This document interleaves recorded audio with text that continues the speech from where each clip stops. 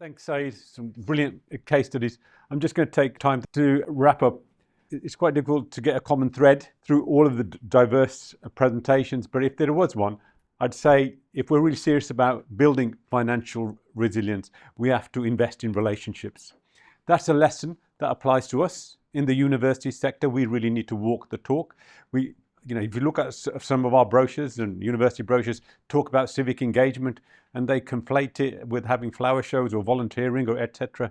But the work of being a civic university is, as Saeed sort of mentioned, is showing up, going to the events, not to get applauded, not to deliver an intervention, but to build relationships, to build community.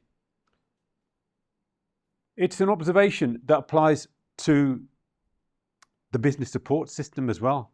And I have to say, we're more fortunate than most regions because I know I'm very proud that our combined authority have invested heavily in community hubs. They trialled them in three places, but now I think they're in seven places across the city. And to be honest, it was really quite a smooth sort of relationship to develop, to work with Ian and his colleagues on this project, to embed it within their business support offer. We shouldn't take that for granted because it's not normal. It's not usual business as usual in other areas. We're ambitious though. We want to push that even further. So we'll be working with a combined authority to ensure to embed the legacy of this project. But this is of vital importance to us. We didn't embark upon this. We're really grateful for the funding, but frankly, we didn't embark upon this project to put a number of deliverables on a sheet. We wanted to invest deeply in relationships, and really grateful to Aviva to allow us to do that and to continue to do that way beyond the confines of a project. And there's a lesson here for civil society as well. We've been working very closely with Citizens UK for a decade or so. And what we're really keen on is to release the power of civil society. It's not solely to do with the voluntary sector. It's not solely to do with the notion of social good. There's a hard economic function that civil society can play through if they work seriously with businesses. Because as I said, and I go back right to the start, businesses are part of the community. Financial resilience has to embrace wider notions of simple business concept. It is integrated and embedded in community, businesses, individuals and networks. You can't separate them. And so our work with the migrant business community is really showing us that the kind of entrepreneurs we work with are doing the work of the everyday economy every day. They are the untapped engines of inclusive growth, and we need to keep up. Thank you. So we'll now move on to the second part of Q&A.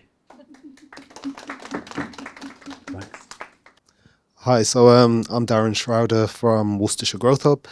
My question is, it's more of a statement and a question. You just mentioned that you wanted others to be inspired by the work you've done, and the University of Worcester have been inspired by the work you've done and are currently carrying out a very similar project aimed at supporting the different ethnic minority groups around Worcestershire. It's something you actually approached me about at the last event, and initially I was a little bit dismissive, thinking Worcestershire doesn't have that much ethnic diversity, but the more we've looked into it is the more we uncover. My question is, what can you do from this side to help us learn best practice and make sure that we're carrying out this work in the best way we can? Well, first of all, thank you for the work you're doing. I mean, it's great that you came to an event, took the insight seriously and did something with it. I mean, it makes us feel good as academics that someone listens to us. So in terms of best practice, I wouldn't say there's a template for best practice. One of the things we've learned working with Citizens UK It's a really importance of humility. Be really ready to be disabused with the notion you know bugger all. It's the knowledge comes through the relationship, and we've changed, we've modified, we've customized a lot of what we do because of our interactions. So we have an idea about insights, concepts, and how they might work, etc. But whether it's up to us to understand and to test whether they survive contact with reality, right? So for example, and at risk of digression, there used to be a notion that you have to have ethnic matching, you have to have black consultant with a black business. But yes and no, it depends on the kind of business. Our own view is you need a relational approach because people are complex and you connect in different ways. And one of the beauties of working with an organisation like Citizens UK and the different anchor institutions, local anchor institutions who are members of Citizens UK, there's everything there, right? But what the commonality is you have to build connection. And that's what it's taught us. So I think going back to your question about best practice, I would question the notion, but I'd welcome the commitment to move in that direction. And we can only do that by working with others. I will say that we realised that it doesn't really matter what your own background is as long as you've got the listening ear. We met with a Polish group on Monday and the Polish embassy got involved as well. And what we found is there were a variety of different ethnic minorities in the room and everything we said resonated with each other. Absolutely. Yeah. Oh, you need to go see Elizabeth. Elizabeth? Like, force of nature on this project. I'll put you in touch. We'll definitely follow up on. I live in Worcestershire, so we definitely need to have a conversation. But there's a number of things. We're who's here from Manchester? I think Manchester.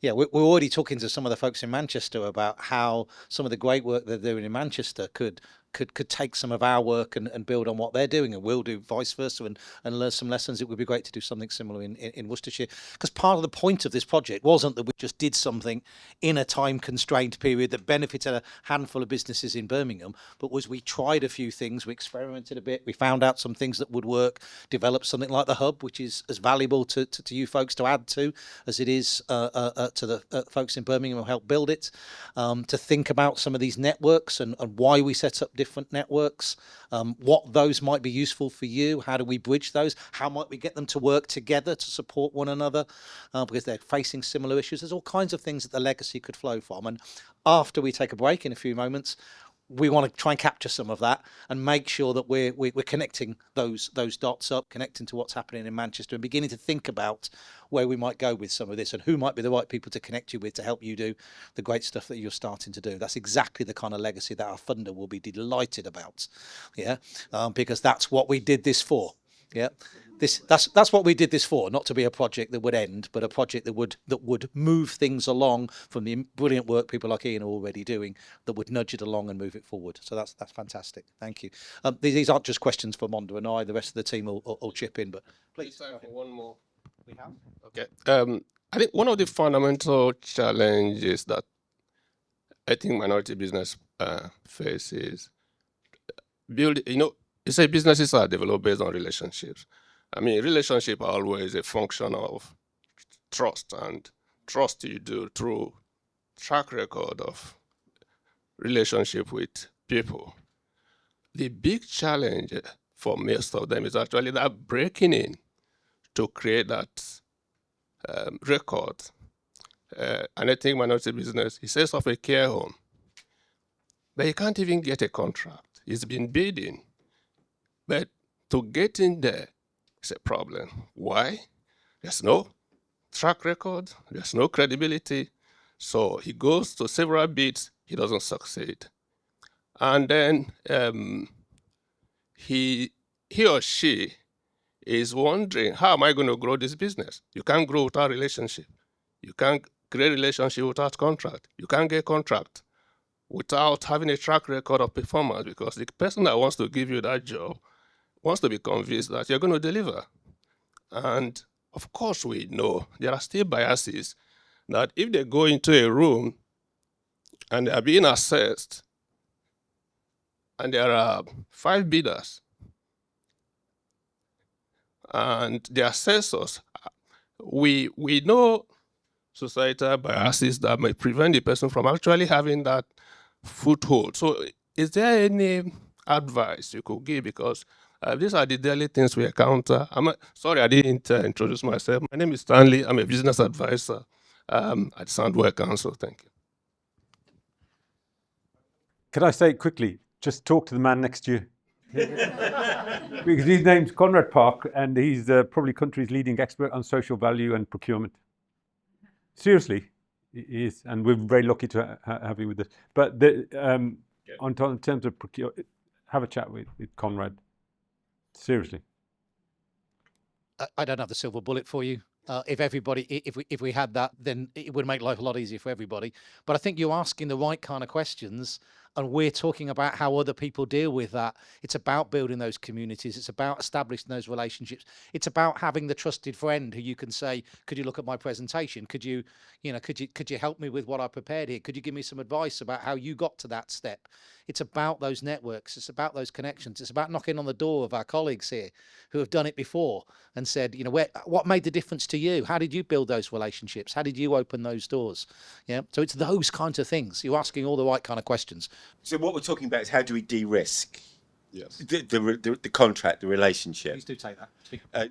And very quickly, one of the ways of doing it is through consortia.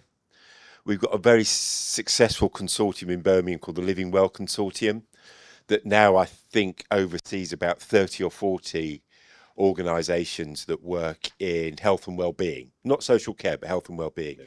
They've now got a turnover in the millions. And the fact that the council and the NHS can contract with them through a single consortium gateway, and the consortium provides the quality assurance, that de-risks it and allows them to and underneath that, new businesses, it's much easier for new businesses to come in. Firstly, many thanks for a most insightful event earlier today. I learned quite a lot. I'm chair of an organization called Karaoke Enterprises, set up 40 years ago. In fact, we opened exactly 40 years ago. So to answer the question which was raised, how do you get the funding, etc., it's a difficult one, still applies to this day. We actually raised £2 million in 1983, 84. And the way we did it was not to go to central government, because they would have told us to get lost. For a group of Afro-Caribbeans to say we want to build a business park in Manchester, they would have said thank you, but no thank you. So we chose to go to Europe, and we got the funding from Europe. So there are ways of getting funding. I think you have to think differently. That's what I would say. I'm very impressed with the work that has been done. So thank you very much, and it'd be useful to have further chats. Thanks. Thank you.